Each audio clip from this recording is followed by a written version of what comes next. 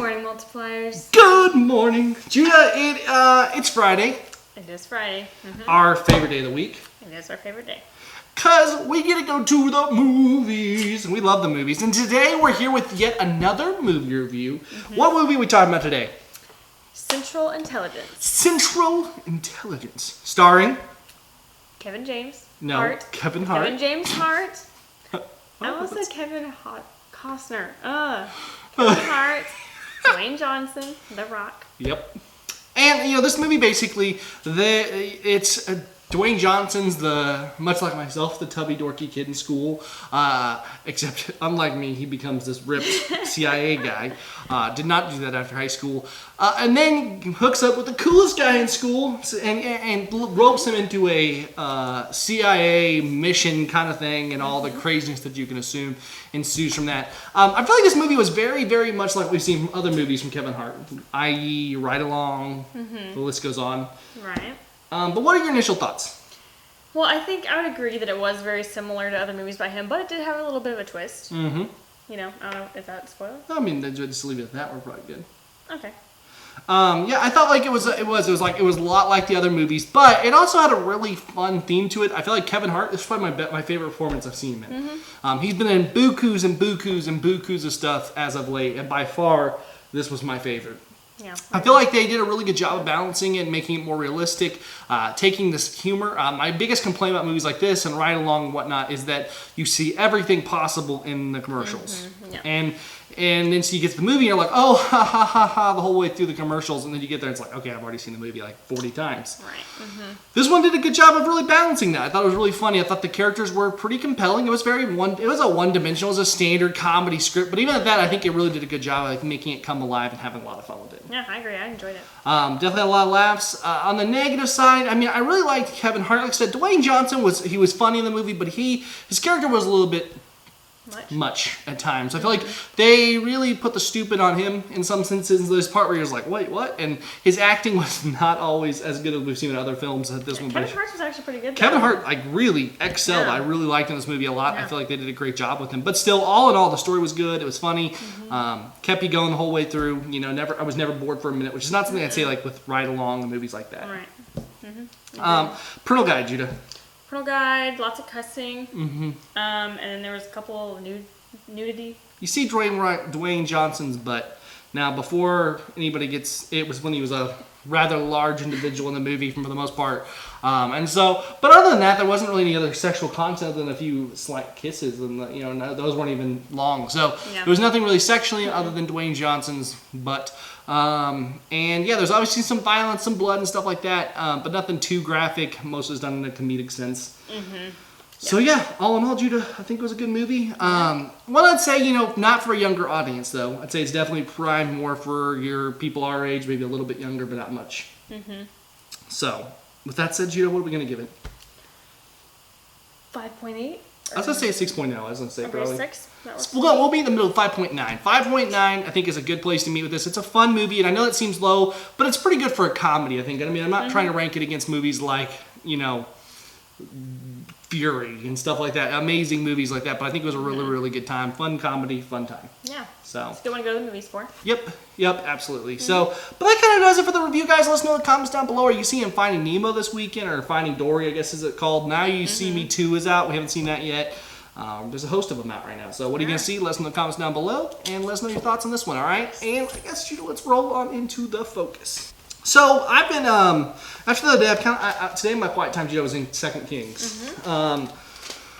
And I was brought to the story in chapter 4 of 2 Kings. Chapter 4 is going to be 1 through 7. It's a hunk of scripture there, but it's really, really good and an awesome story about how God provides for us. If you'd read that for me, I'd really appreciate it.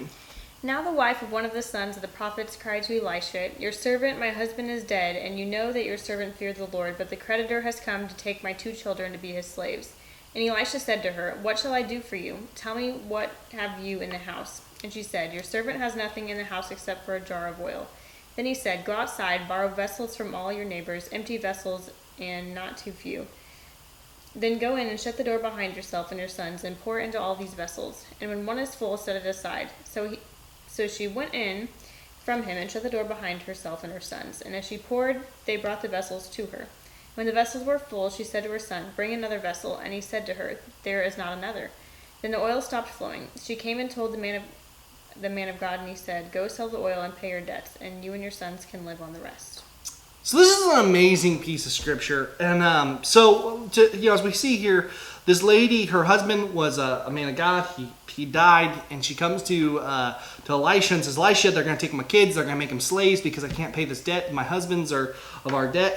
And so Elijah says, "All right, go to the house and grab a jar of oil, a single jar of oil, and start to dump it into every container you can find. Borrow everything."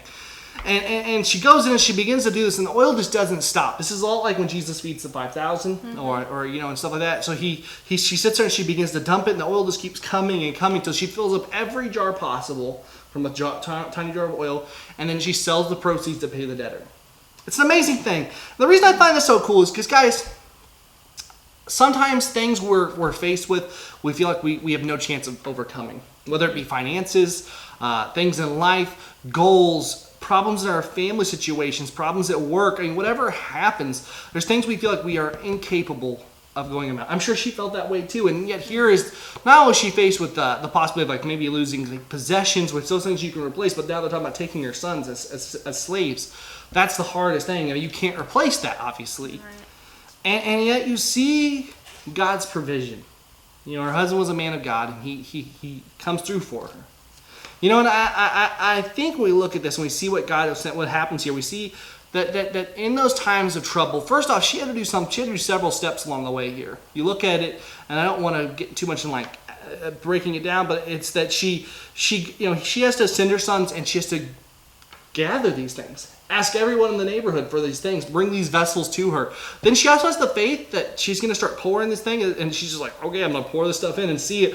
And so you can imagine in this there was a little bit of faith because, and just seeking and doing it, not just hooking off the trivial. It wasn't like Elisha said, let me just go grab a bag of money and I'll hand it to you. Well, it's kind of like with the Isaac story, whenever God told Abraham he was going to have Isaac, he just kind of laughed and, they all didn't believe him. So absolutely. Good on that, And she had to have the faith to step up and do this thing, to pour it in, to keep going. And I think there's something of that, guys, that we can really take and do ourselves. And that is that maybe sometimes life seems too out of reach for us. Maybe we're scared. Maybe we don't know what to do, and we have an insurmountable something coming at us that we're terrified to death of. And then what happens? God comes through. But in the same sense, it wasn't that it, like I said, it wasn't just a hand. It was a part on her part of doing it, of going out and seeking it and obtaining it. And I think, it's like in life we have certain goals and things we want to do, and we can't just sit by and say, well, I can't do anything about it. Because if we do, it doesn't, then guess what? Everything ends. We have to go to God, but willing to seek and do what He wants us to do. I know that's 100% true for me. This is my dream right here. This, Multiply Me, is our dream. And I've said this before, and I'll say it again, though, because it's that if this is my dream, if I quit and I don't go it, I don't keep seeking God in the meantime until He makes it happen, then it won't ever happen. But we have to keep moving and trusting that God's taking care of us. God's got a plan for our lives. And right now, I'm sitting in my garage and I'm sweating like crazy. I don't know if you can see it because it's hot and this isn't air conditioning. And I'm like, holy macro, is it hot in this room right now? But I come out every night and I do it. And I sweat and I get up here because I know this is what God's called us to do. And no matter what happens, I'll be here every night doing this. No matter if we don't want to, if we're not having fun, if it's not enjoyable, we'll be here. Because we know this is what God's called us to do. And the thing is, guys, that's the drive we have to have in everything for God. It's that if I step out that door and I'm going to step into this, I'm going to do it. And in life, you're going to have options. You're going to have chances to follow God. And the question is, are you going to follow Him or not? Because it's not always going to be easy. Sometimes it's going to be downright hard. Sometimes you're going to be literally throwing your hands up in the air going, God, what is going on? I'm there. Trust me.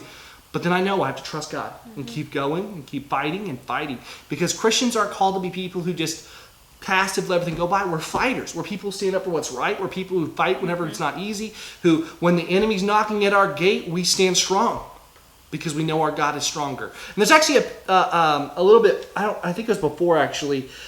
Even whenever there was a army of a surrounding Israel, surrounding this thing. And the men were outside, and and they came up to this place, and all of a sudden Elijah said, he prayed, said, God, let these men see what's really happening. And they looked up, and the entire hillside, even though it was just Elijah in a small place, was filled with an army of people of fire, like angels basically, or something along those lines. And they were terrified and realized this massive thing. Elijah did a whole bunch of stuff else to make it happen. What I'm trying to get is this, guys, that when the enemy's knocking at our gate, God's still there. And there's an army of God behind us. And we need to understand that he will provide. Mm-hmm. So, absolutely. Well, that's it for today, guys. Hope that word encourages you on this Friday. That maybe this week wasn't the best. But God's still God. He's still the living God. And he still has a plan for your life. Amen. So, all right, Jude. Well, it's been a fun day. Hopefully you guys enjoyed this episode.